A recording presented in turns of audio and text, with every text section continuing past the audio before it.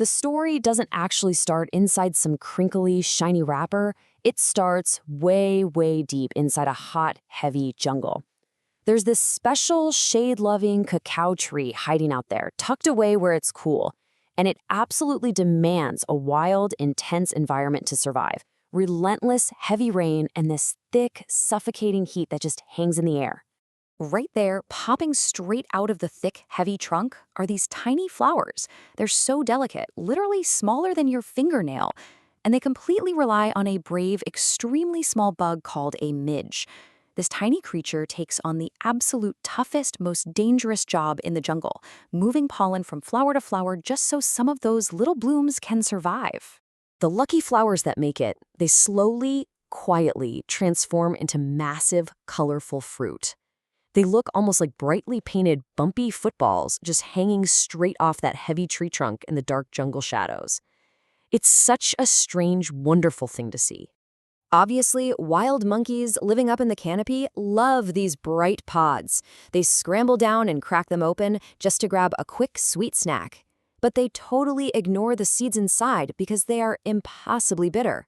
So they just casually spit those seeds onto the dirty forest floor, accidentally helping the green forest survive by planting the next generation of trees. Human farmers are out there watching these colorful pods too, but they wait patiently for the absolute perfect moment when the hard pod turns bright yellow.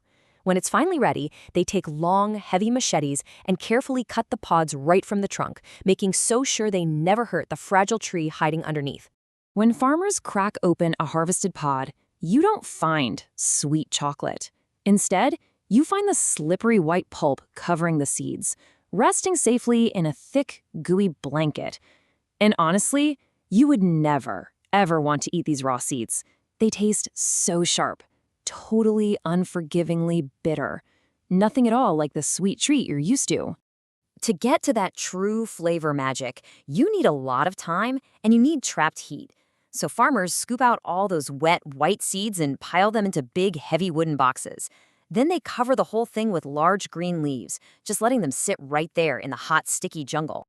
It's kind of like stumbling into a hidden jungle bakery where invisible chefs are hard at work. Underneath those leaves, the sweet white pulp starts getting very hot.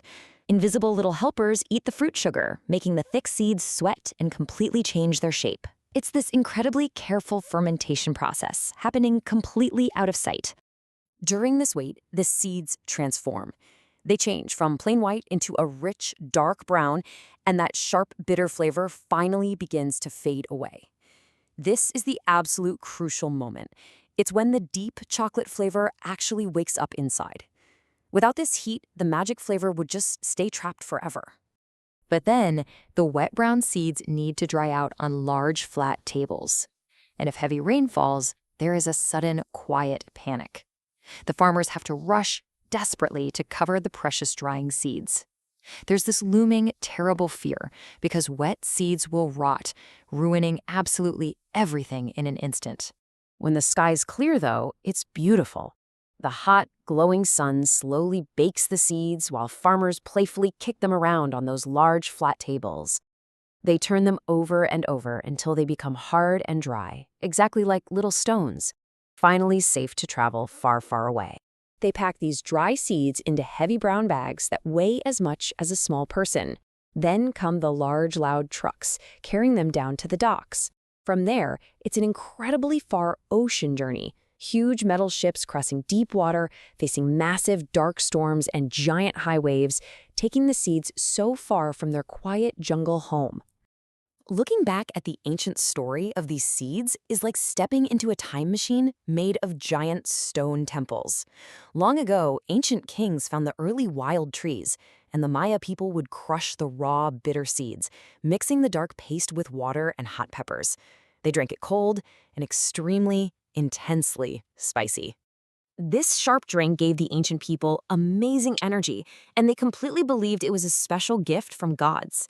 The Aztec people loved these magic seeds so much, they literally used them as real valuable money. Imagine going out and buying healthy food just by handing over some small cocoa seeds. Only incredibly brave kings drank cups of this tough, dark liquid right before heading into hard battles. Would you be brave enough to drink it? When explorers from Europe arrived in the hot jungle and tasted this spicy drink, well, they did not like it at all. The extreme bitterness was completely shocking. But they brought the small seeds back home anyway, and they totally changed the old bitter recipe. They started adding sweet white sugar and warm, creamy milk, turning it into this secret, precious liquid gold. It was a sweet drink so incredible that only rich kings and queens could actually afford it. Of course, people absolutely everywhere wanted more of this sweet magic. So smart inventors started building giant, loud metal machines. Today, those same types of machines wait inside large indoor factories, waiting for ships to bring the dry seeds so the final amazing transformation can begin. Inside, workers carefully clean the dry seeds, removing any loose dirt and tiny sharp stones. Only the absolute perfect seeds survive this step. Then they go straight into giant hot ovens to be blasted by intense fire heat. This wild, hot, dry roasting is where things really start to change. The roasting forces this deep chocolate smell to burst out into a wonderful, warm aroma. A special shaking machine cracks the thin, crisp shells open, and strong fans blow the empty shells away. What's left behind are pure, powerful cacao nibs, the heavy, dark centers holding all the real chocolate power. Next, giant heavy metal rollers squeeze and crush those small, hard nibs incredibly tightly. The friction makes everything get so hot that the natural fat inside melts completely. Slowly, those dry, hard pieces turn into a thick paste that flows exactly like rich, dark mud. This dark liquid is called pure chocolate liquor, though there's no real alcohol in it at all. It's still desperately too bitter on its own. So factory workers pour in large mountains of sweet white sugar, along with perfectly creamy dry milk powder, to finally make that bitter, dark mud taste deeply sweet. Right now, though, the mixture feels rough and sandy. Smoothing it out is like trying to polish a rough beach until it turns into a shiny pool of liquid silk. A giant machine called a conch takes over, wildly stirring and smashing the mixture, creating a perfect velvet texture deeply softer than a cloud. But there's a final danger. If this smooth liquid cools down wrong, it turns dull gray and completely crumbly. So the factory does this beautiful, careful dance of temperature called tempering. It forces the melted seed fat to beautifully lock together, giving the chocolate a gorgeous, shiny look and that sharp, perfect snap. Finally, workers pour the shiny liquid into shaped molds, send them through a freezing cold tunnel, and fast machines wrap the solid bars. When you open that wrapper and take a bite, there's this beautiful explosion of sweet flavor. But hiding right there, inside our sweetest shared joy, is the wild, tough jungle. It really makes you wonder what other wild histories are hiding inside the everyday things in our pantry. Anyway, if you vibed with this little journey, drop a like, share it with somebody cool, and hit subscribe so we can keep exploring weird and wonderful things together.